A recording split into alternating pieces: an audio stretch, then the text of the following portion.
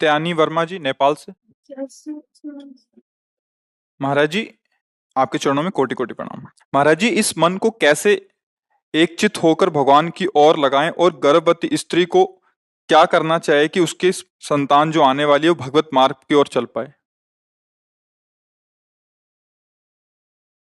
मन को एक चित्त लगाने के लिए तो सब शास्त्र, सब साधनाएं जितनी वर्णन की गई हैं, सब जितने ग्रंथ पंथ महापुरुष जन बोले हैं, सब मन ही के लगाने के लिए बोले हैं।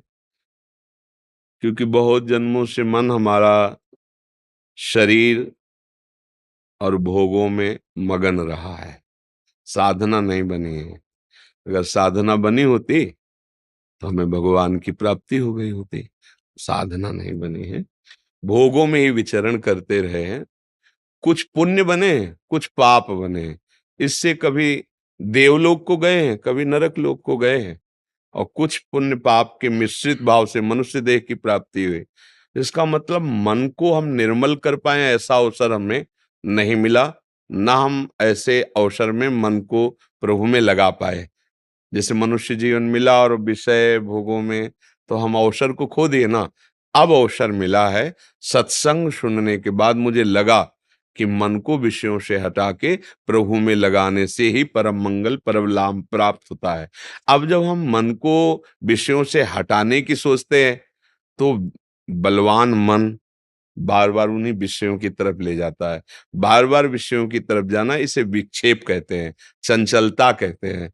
अब हम चाहते हैं कि हमारा मन चंचलता छोड़कर प्रभु में लगे, तो अभ्यास योग युक्तेन चेतसा नान्यगामिना। अब अभ्यास करना पड़ेगा, विषयाभ्यास को छोड़कर भगवदाभ्यास करना पड़ेगा। अभ्यास में जैसे कुछ देर हम नाम जप करें, कुछ देर नाम कीर्तन करें, क्योंकि मन चंचल है, एक जगह टिकेगा नहीं। आप सोचो निरंतर नाम जप करने लगे, ये सिद्धों की स्थिति होती है। साधक प्रारंभ से इसमें न चल पाएगा, तो कुछ समय इसको लगाया ये नाम जप में, कुछ समय नाम कीर्तन गायन किया, कुछ समय कथा सुनी, कुछ समय भगवान को कथा सुनाई। जैसे भागवत है, हिंदी से भी है, संस्कृत से भी है, अब तो कुछ ग्रंथ अंग्रेजी से भी कर दिए गए। जो जिस भाषा का ज्ञान रखता हो अपने शास्त्रों का स्वाध्याय करे, नाम जप करे, नाम कीर्तन करे, भगवत चर्चा सुने, भगवत धामों की यात्रा करे। इससे धीरे धीरे हमारा मन प्रभु में लगने लगेगा। परहेज, धर्म विरुद्ध विषय भोग न करे, धर्म विरुद्ध भोजन न पावे, मांस मछली अंडा है जैसे ये सब, इससे बुद्धि भ्रष्ट हो जाएगी। आपकी बुद्धि भ्रष्ट है, इसलिए आप समझ ही नहीं पा रहे, तभी खा रहे हो। आपको प्रिय लग रहा है, इसका मतलब बुद्धि गिर चुकी, भ्रष्ट का मतलब होता है गिर चुकी है, वो अपनी स्थिति से गिर चुकी है। हम ऐसा पेय पदार्थ न पिए जो हमारी मन की वृत्ति को दूषित करे। ऐसे लोगों का संग न करें जो हमारे मन पर प्रभाव डालकर फिर विषयी बना दे, जिसको हम भगवत मार्ग में। भोजन शुद्ध, जल शुद्ध, संग शुद्ध, हमारे आचरण शुद्ध और अभ्यास भगवत भजन का, तो धीरे धीरे काफी समय बाद मन लगने लगेगा। तुरंत वाली बातें नहीं है ये, बहुत अभ्यास, दीर्घ काल निरंतर सत्कार से भी तो दृढ़, बहुत काल तक निरंतर ऐसा अभ्यास करें तो मन प्रभु में लग जाता है। अब हमारी बात रही कि हमारा गर्भ कैसे पवित्र संस्कारों वाला हो, उसके ऊपर कैसे प्रभाव पड़े। तो जैसे हमने प्रहलाद जी के जीवन चरित्र को जब सुना और पढ़ा तो ये प्राप्त हुआ कि गर्भ में ही प्रहलाद जी थे। कयाधु जी को नारद जी अपने आश्रम में ले गए और वहां रोज भगवत चर्चा सुनाते, और पवित्र आश्रम में रहती पवित्र भाव से, तो वो सारी पवित्रता उस गर्भस्थ बालक के ऊपर प्रभाव पड़ा और गर्भ से ही वो महान भागवत रूप में प्रकट हुए। गर्भ में ही अर्जुन जी ने जब अभिमन्यु जी को चक्रव्यूह तोड़ने की सुना, उन अभिमन्यु की मां को रहे थे, लेकिन गर्भस्थ शिशु के ऊपर प्रभाव पड़ रहा था।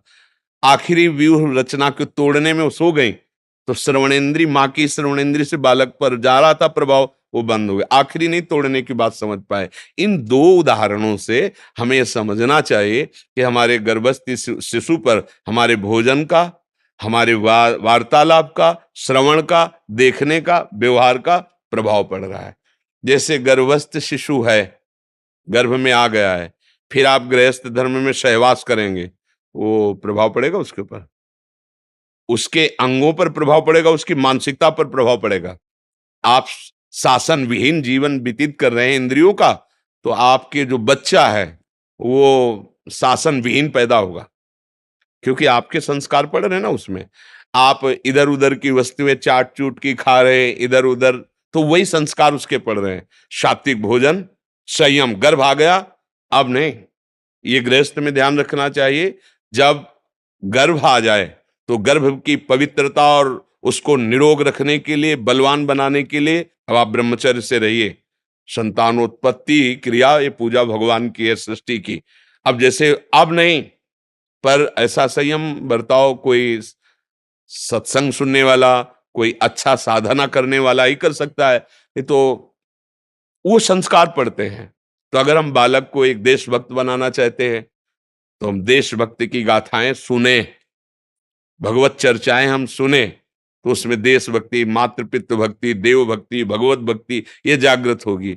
अगर हम फिल्म देखेंगे, उसका चिंतन करेंगे, गंदे खान पान करेंगे, गंदे आचरण करेंगे, तो छोटे छोटे बच्चों में गंदे संस्कार देखे जा रहे हैं। क्यों? क्योंकि तुमने ही संयम नहीं धारण किया, तो जो संस्कार तुमने डाले वही संस्कार बाहर प्रकट होकर के उसको अपना अधिकार। अगर हम गर्भस्थ शिशु को महान बनाना चाहते हैं, तुरंत संयम। जिस दिन पता चले गर्भ धारण हो गया, आप सहवास नहीं, संयम में आप रहिए। खान पान का संयम कीजिए। अगर भक्त और प्रवीण बनाना है तो शास्त्र आप गान कीजिए, वो सुने, या ऐसा ना संयोग हो तो स्वयं गान करे, सुने। पवित्र व्यवहार, ऐसे लोगों से ना मिले जो गंदे भाव वाले, क्योंकि अब एक भूमिका तैयार हो रही है इस बालक की। उस ये हम जैसे आचरण करेंगे वैसे संस्कार उसमें पड़ेगा। तो मन को लगाना और गर्भस्थ शिशु को प्रवीण बनाना, इन दोनों बातों को आप समझ गए। किसका प्रश्न था? हाँ, तो आप समझ लीजिए।